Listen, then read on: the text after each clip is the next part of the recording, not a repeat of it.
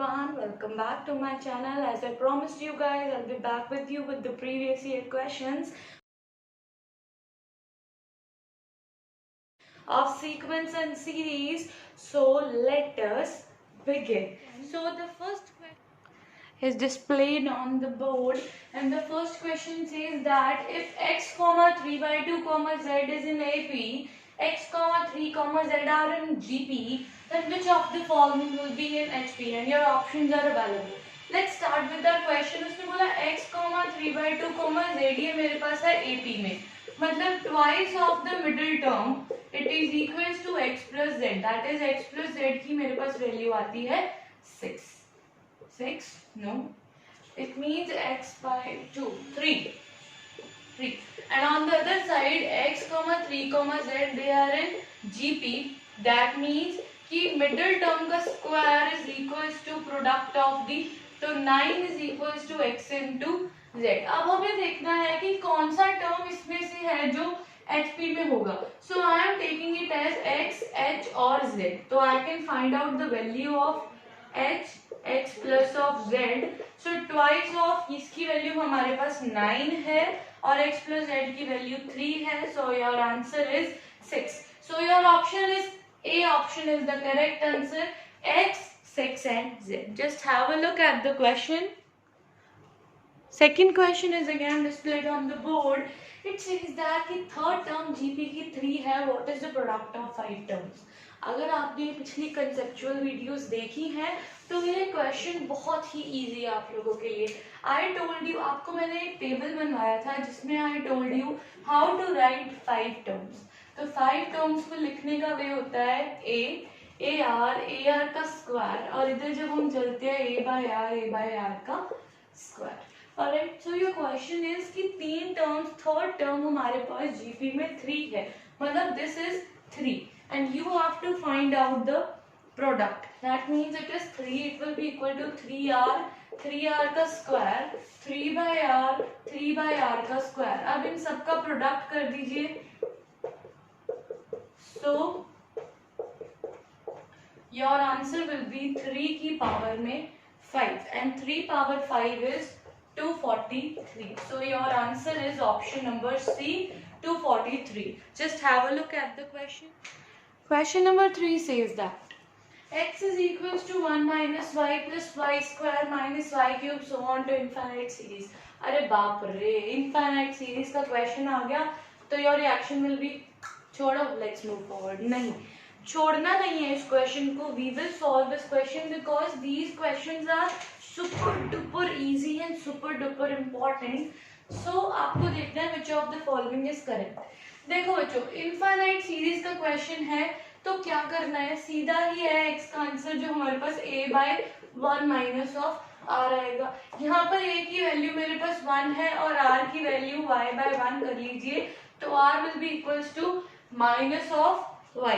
Alright, so बस इसमें आपको एक चीज का क्या ध्यान रखना है कि जो r है उसकी वैल्यू -1 से लेके 1 के बीच में होनी चाहिए. So that's it. Your question is solved. तो x की value I 1 by 1 plus of y. So your option number A is the correct answer. So that's it. Your question is solved in less than 1 minute यार. We already examined the 1 minute एक question को. Alright. अब देखो NDA का exam आपको सितंबर में आने वाला है. जिन्होंने पेपर देना है ना, तो buck up guys, buck up. You need to buck up very quickly now. Just have a look at the question. So question number 4, it says that कि अगर सेकेंड टर्म जीपी में हमारे पास 2 है and sum of its infinite terms is 8. अब देखो, तो GP उसने पूछा है. पहली बात तो सबसे पहली चीज तो ये देखो कि कौन सी ऐसा ऑप्शन है जिसमें सेकेंड टर्म 2 नहीं है. तो इसका मतलब डी ऑप्शन तो डायरेक्ट ही कट हो गया कि डी ऑप्शन तो हमारे पास आंसर हो ही नहीं सकता. So your answer could be either A, B or C. उसने बोला sum of infinite term is 8. और sum of infinite term का हमारे पास फॉर्मूला होता है 1 by A by 1 minus of R. तो यार hit and trial लगाओ. Your answer is directly on the board. Hit and trial लगाते हैं. मैं फर्स्ट सीरीज को उठा लेती हूँ. फर्स्ट सीरीज को जब मैंने उठाया, इसमें मेरे पास R की वैल्यू जो आई वो आ गई 1 by 4. ऑलराइट, 8 1 माइनस, तो इसका मतलब यार ये तो ऑप्शन हो नहीं सकता। ऑलराइट, सो ये तो ऑप्शन हमारे पास अवेलेबल है ही नहीं है, ये ऑप्शन नहीं हो सकता, तो 8 भी कट हो गया। सेकेंड ऑप्शन मैंने उठाया 4 2 1 और 1/2, इसमें मेरे पास r की वैल्यू आ गई 1/2, तो इसमें मैं s इंफिनिटी का फॉर्मूला लगा के देखती हूँ 4/1 minus 1/2, very much correct, it is equal to 8। It means option B is the correct answer. It means कि जो हमारे पास जीपी है वो है option number B, that is answer is 4 2 1, 1/2। Have a look at the question. Question number 5th. In an infinite GP, x, x square, x cube, so on, first term is x and sum is 5. Alright, then which of the option is correct? अब इस question में बहुत ही simple question, सम आपको इसका 5 दिया है, तो हमें पता है सम ऑफ इनफिनिट सीरीज होता है a/1 माइनस r, यहाँ पे ये अवेलेबल है 5। ऑलराइट, अब a यहाँ पे फर्स्ट टर्म जो है वो x है, और r को जब मैं निकालती हूँ तो x²/x, ये भी आता है x, तो दैट्स इट। मैं इसको सॉल्व करूंगी तो 5 minus 5x is equals to x, 5 is equals to 6x, x की वैल्यू आती है मेरे पास 5/6, that is 0 point something, 0 point something, इसका मतलब 0 से मेरे पास जो है वो बड़ी है। ऑलराइट, अब देखते हैं जी ऑप्शन क्या अवेलेबल होता है।